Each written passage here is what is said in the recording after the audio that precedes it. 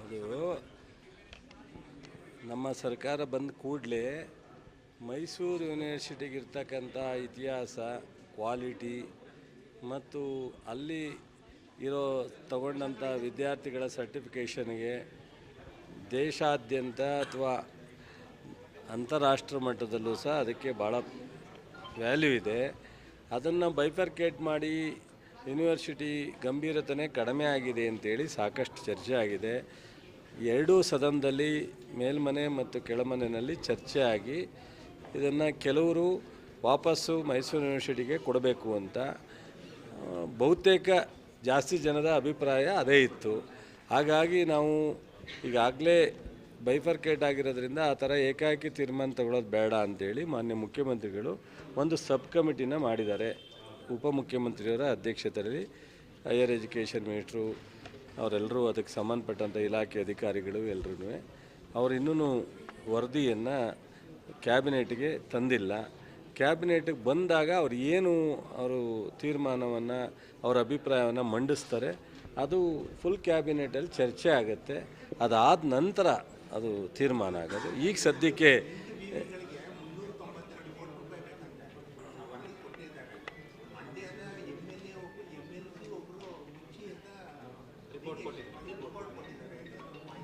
ಒಬ್ಬರು MLC ಅಲ್ಲ, ಭಾಳ ಜನದ ಅಭಿಪ್ರಾಯ ಇದೆ. ನಾನು ಹೇಳಿದ್ನಲ್ಲ ಕಾರಣ ಯಾಕೆ ಅಂತ. ಒಂದು ಹಣಕಾಸಿನ ಕೊರತೆಯೂ ಇದೆ.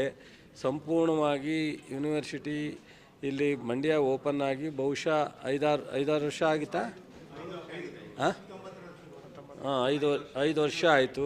5 ವರ್ಷದಲ್ಲಿ ಫುಲ್ ಫ್ಲೆಡ್ಜ್ ಯೂನಿವರ್ಸಿಟಿಯಾಗಿ ಪರಿವರ್ತನೆ ಆಗಿಲ್ಲ. ಅದಕ್ಕೆ ಹಲವಾರು ಈಗ ನಿಮ್ಮ UGC ಗ್ರ್ಯಾಂಟ್ ಬರೋಲ್ಲ ಸರಿಯಾಗಿ, ಇಲ್ಲಿ ಸ್ಟೇಟಿಂದ ಗ್ರ್ಯಾಂಟ್ ಕೊಡಲಿಕ್ಕೆ ಹೆಚ್ಚು ಅವಕಾಶ ಇಲ್ಲ, ಹಲವಾರು ಸಮಸ್ಯೆಗಳಿದೆ. ಸಮಸ್ಯೆಗಳ ಜೊತೆಗೆ ಮೈಸೂರು ಯೂನಿವರ್ಸಿಟಿ ಅಂದರೆ ಒಂದು ಎನರ್ಜಿ. ಮಂಡ್ಯ ಯೂನಿವರ್ಸಿಟಿ ಹೆಸರಿಗೂ ಮೈಸೂರು ಯೂನಿವರ್ಸಿಟಿಗೂ ವ್ಯತ್ಯಾಸ ಇದೆ ಅನ್ನೋದು ಎಲ್ಲರ ಅಭಿಪ್ರಾಯ. ಇಷ್ಟೆಲ್ಲ ಇದೆ. ಅವ್ರು ಏನು ಅಭಿಪ್ರಾಯ ಕೊಟ್ಟಿದ್ದಾರೆ ನಿಮಗೆ ಅದು ರಿಲೀಸ್ ಆಗಿದೆ, ನನಗೆ ಇನ್ನೂ ಗೊತ್ತಿಲ್ಲ. ಕ್ಯಾಬಿನೆಟಲ್ಲಿ ಚರ್ಚೆ ಆಗಿದೆ. ಈಗ ಸಮಗ್ರ ಕೃಷಿ ವಿಶ್ವವಿದ್ಯಾಲಯಕ್ಕೆ ವಿಲೀನ ಆಗಕ್ಕೆ ಬಾಗಲಕೋಟೆ ಮತ್ತು ಹಾಸನದ ಕೆಲವು ಆಯಿತು, ಮಾಡಬೇಡಿ ಅಂತ ಸರಿಯಪ್ಪ, ಅವರವರ ಹಕ್ಕು. ಈಗ ರೇವಣ್ಣವರು ಅಥವಾ ಇನ್ನೊಬ್ಬರು ಮಾತಾಡೋದು ಅದು ಅವ್ರ ಇಷ್ಟ. ಅವರು ಪ್ರಜಾಪ್ರಭುತ್ವದ ವ್ಯವಸ್ಥೆಯಲ್ಲಿ ಇದು ಬೇಡ ಬೇಕು, ಇದು ಸರಿ ತಪ್ಪು ಅಂತ ಹೇಳೋದಕ್ಕೆ ಸ್ವತಂತ್ರ ಇದೆ, ಮಾಡಿದ್ದಾರೆ. ಸರ್ಕಾರ ತೀರ್ಮಾನ ತೊಗೋಬೇಕಾದ್ರೆ ಎಲ್ಲವನ್ನೂ ನೋಡಿ ತೀರ್ಮಾನ ತಗೊಳುತ್ತೆ. ಈಗ ಅವರವ್ರ ಆಡಳಿತ ಮಾಡೋನಾಗ ಕೆಲವೆಲ್ಲ ಬದಲಾವಣೆಗಳಾಗಿರ್ತವೆ. ಪಾಪ ಅವ್ರ ಆಸ್ತಿಗೆ ಬರಬೇಕು ಅಂತ ಆಸೆ ಇತ್ತು, ಆಸ್ತಿಗೆ ಮಾಡಬೇಕು ಅಂತ ಅದನ್ನು ಮಾಡೋಕ್ಕಾಗಿರಲಿಲ್ಲ. ಮಂಡ್ಯ ಹೆಂಗೆ ಸಹಿಸ್ತಾರೆ ರೇವಣ್ಣವರು? ಮಂಡ್ಯನ ಸಹಿಸೋಕ್ಕಾಗಲ್ರಿ. ಮಂಡ್ಯ ರಾಜಕೀಯವಾಗಿ ಅವ್ರು ಉಪಯೋಗಿಸ್ಕೋಬೋದು ಅಷ್ಟೇ. ಮಂಡ್ಯಕ್ಕೆ IIT ಬರಬೇಕಾಗಿತ್ತು, KRSಗೆ ಅವ್ರ ಆಸ್ತಿಗೆ ಕೇಳಿದ್ರು. ಅವಾಗ ಅದು ಹೋಗಿ ಧಾರವಾಡಕ್ಕೆ ಕೊಟ್ಟೋಯ್ತು, ರಾಯಚೂರಿಗೇನೋ ರಾಯಚೂರಿಗೆ ಹೋಯ್ತು. ಆವಾಗ SM ಕೃಷ್ಣ ಅವರು ಇದ್ದಾಗ ನಾನು MP ಇದ್ದೆ. ನಾನು KRSಲ್ಲಿ IIT ಮಾಡೋದು ಭಾಳ ಸೂಕ್ತ, ಎಲಿಜಿಬಲ್ ಪ್ಲೇಸ್ ಇದೆ ಅಂತೇಳಿ ಎಲ್ಲರ ಅಭಿಪ್ರಾಯ ಇತ್ತು, ಟೆಕ್ನಿಕಲ್ ಟೀಮ್ನವರು. ನಾನು ಸಹ ಲೆಟ್ರ್ ಕೊಟ್ಟು ಪ್ರಯತ್ನ ಮಾಡಿದೆ. ಆವಾಗ ಜನತಾದಳದವರು, ನಾನು ಜನತಾದಳದಲ್ಲಿದ್ದೆ, ಸ್ಟ್ರಾಂಗಾಗಿ ಹಾಸನನೇ ಬೇಕು ಅಂತ ಕೇಳಿದ್ರು. ಆವಾಗ ಹಾಸನ ಮಂಡ್ಯ ಇಬ್ಬರು ಕಿತ್ತಾಟದಲ್ಲಿ ಆಗಲಿಲ್ಲ.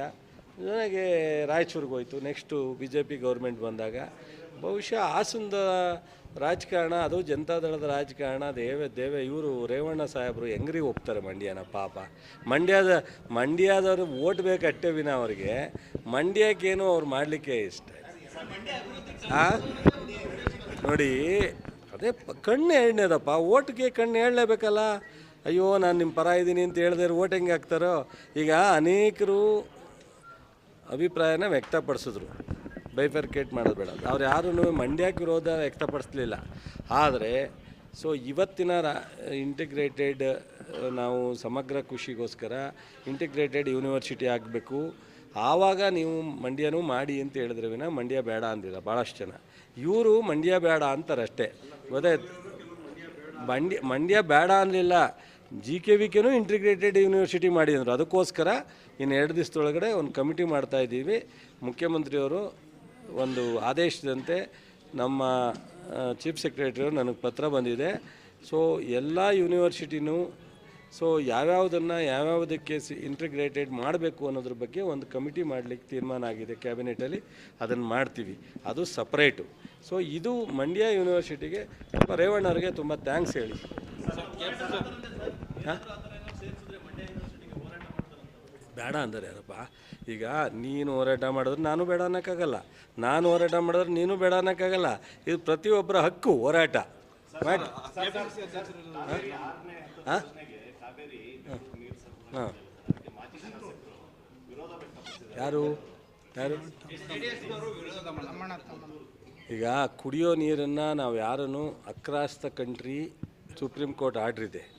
ಆದರೆ ಕುಡಿಯೋ ನೀರನ್ನು ನಾವು ಬೆಂಗಳೂರು ವಿಖ್ಯಾತಿ ಪಡೆದಂಥ ನಗರ. ಆ ನಗರಕ್ಕೆ ನಾವು ಮಂಡ್ಯದವರು ವಾಸ ಮಾಡ್ತಾರೆ, ಬೆಳಗಾಂನವರು ವಾಸ ಮಾಡ್ತಾರೆ. ಬೆಂಗಳೂರಲ್ಲ, ಬೆಂಗಳೂರು ಇದು ಬೆಂಕಿ ಅಂತೂ ನಮ್ಮ ಕೆಂಪೇಗೌಡರ ಕಾಲದಲ್ಲಿ ಬೆಂದ ಕಾಳು ಊರಾಗಿ ಉಳಿದಿಲ್ಲ. ಬೆಂಗಳೂರು ಒಂದು ರಾಜಧಾನಿಯಾಗಿ ಬದಲಾವಣೆ ಆಗಿದೆ, ರಾಷ್ಟ್ರದ ರಾಜಧಾನಿ ಅಂತ ಅನ್ನೋ ರೀತಿಯಲ್ಲಿ. ಈಗ ಡೆಲ್ಲಿ ಬಿಟ್ಟರೆ ಬೆಂಗಳೂರನ್ನೇ ಅಟ್ರಾಕ್ಷನ್ ಇರೋದು. ಸೊ ಒಂದು ನಿಮಿಷ, ಅದಕ್ಕೆ ಸಬ್ಜೆಕ್ಟಿಗೆ ಬರ್ತೀನಿ. ಅದಕ್ಕೇ ನಾನು ನಮ್ಮ ಮುಖ್ಯಮಂತ್ರಿಗಳಿಗೆ, ನೀರಾವರಿ ಸಚಿವರಿಗೆ ಹೇಳಿದ್ದೀನಿ, ನಮ್ಮದೆಲ್ಲ ಸಮಗ್ರ ಆಧುನೀಕರಣ ಆದರೆ ಆವಾಗ ನಮ್ಮಲ್ಲಿ ನೀರನ್ನು 10% 20% ನೀರನ್ನು ಸೇವ್ ಆಗುತ್ತೆ.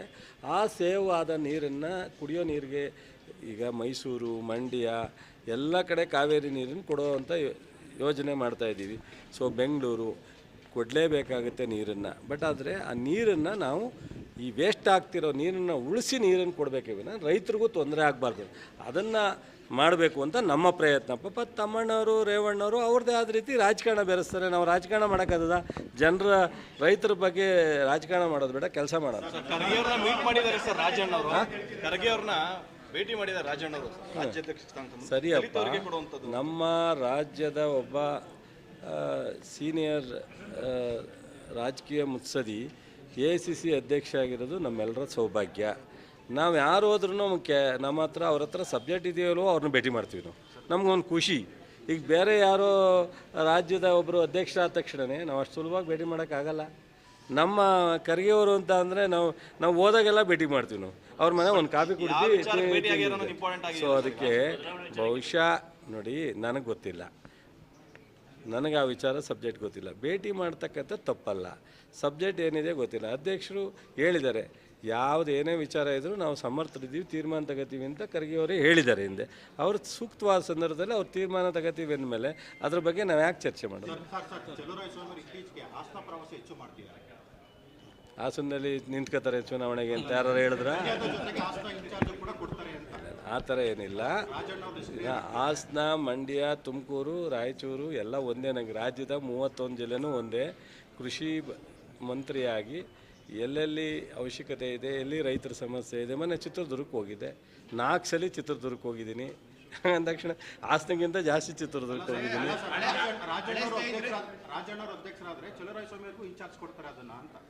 ರಾಜಣ್ಣವ್ರ ಅಧ್ಯಕ್ಷರು ಕೇಳೇ ಇಲ್ಲ.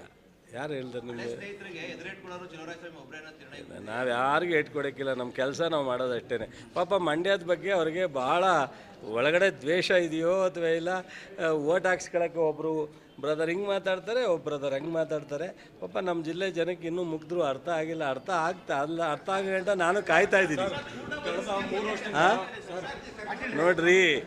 ನೋಡ್ರಿ ದೇವೇಗೌಡರು ಈ ರಾಜ್ಯದ ಮುಖ್ಯಮಂತ್ರಿ ಆಗಿದ್ದರು, ಈ ದೇಶದ ಪ್ರಧಾನಿಯಾಗಿದ್ದರು.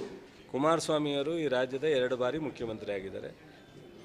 ನೋಡಿ, ನಾನಿದ್ದಾಗ ಮಾಡಿದ್ನ ನಾನು ಮಾಡಿದೆ ಅಂತ ಹೇಳಿದ್ರೆ ನಾನು ಅದು ಅಪರಾಧ ಅಂತ ಹೇಳಲ್ಲ. ನಾನು ಇಲ್ಲದೇ ಇದ್ದಾಗ ಯಾವುದಾದ್ರು ಮಾಡಿದ್ರೆ, ನಾನು ಅವ್ರ ಜೊತೇಲಿ ಇಲ್ಲದೇ ಇದ್ದಾಗ ಯಾವುದಾದ್ರು ಒಂದು ಅವ್ರ ಅಧಿಕಾರ. ಈಗ ಹಿಂದೆ ದೇವೇಗೌಡರು ಪ್ರೈಮ್ ಮಿನಿಸ್ಟರ್ ಆದಾಗ ನಾನು ಒಬ್ಬ ಜಿಲ್ಲಾ ಪಂಚಾಯತಿ ಮೆಂಬರು, ಚೀಫ್ ಮಿನಿಸ್ಟರ್ ಆದಾಗ ಒಬ್ಬ ಜಿಲ್ಲಾ ಪಂಚಾಯತಿ ಮೆಂಬರು.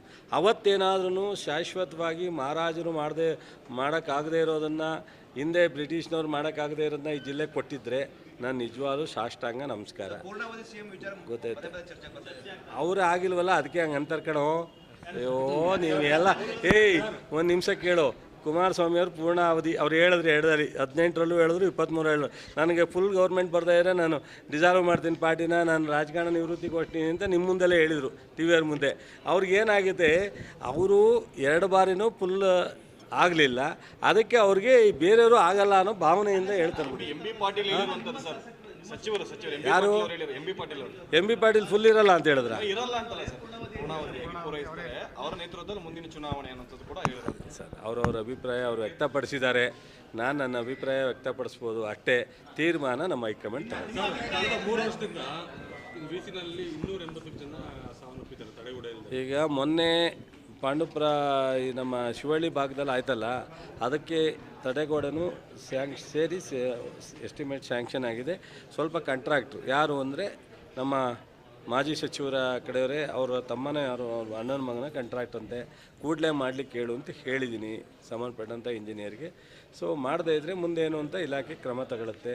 ಸೊ ಈ ಉಳಿದಂಥ ಎಲ್ಲೆಲ್ಲಿ ತುಂಬ ತುರ್ತಿದೆ ಅಲ್ಲಿ ಮಾಡಲಿಕ್ಕೆ, ಹಣ ಬಿಡುಗಡೆ ಮಾಡಲಿಕ್ಕೆ ಈ ಸಾರಿ ಈ ವಾರದಲ್ಲಿ ಬರ್ಬೋದು. ಬಂದ ತಕ್ಷಣ ಜಿಲ್ಲಾಧಿಕಾರಿಗಳಿಗೆ ರಿಲೀಸ್ ಮಾಡಲಿಕ್ಕೆ ಎಮ್ ಡಿ ಅವ್ರಿಗೆ ಹೇಳಿದ್ದೀನಿ. ತುಂಬ ತುರ್ತು ಕಡೆ, ಒಂದು ನಿಮಿಷ.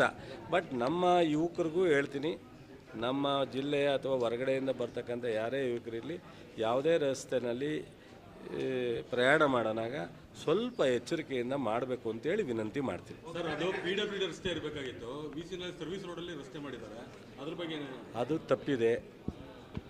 VC ನಾಲಾ ರಸ್ತೆನ PWD ರಸ್ತೆ ಮಾಡಿದ್ದಾರೆ ಅಂತ ಹೇಳ್ತಾ ಇದ್ದಾರೆ. ನೀನು ಹೇಳ್ತಾ ಇದೀಯ PWD ರಸ್ತೆನ VC ನಾಲೆಗೆ ಕನ್ವರ್ಟ್ ಮಾಡಿದ್ದಾರೆ ಅಂತೀಯ. ಸೊ ಸರ್ವಿಸ್ ರಸ್ತೆ ಆಗಿರಬೇಕಾಗಿತ್ತು. ಸೊ ಅದನ್ನು ನಾನು ಚೆಕ್ ಮಾಡೋಕ್ಕೆ ಹೇಳಿದ್ದೀನಿ. Thank you sir.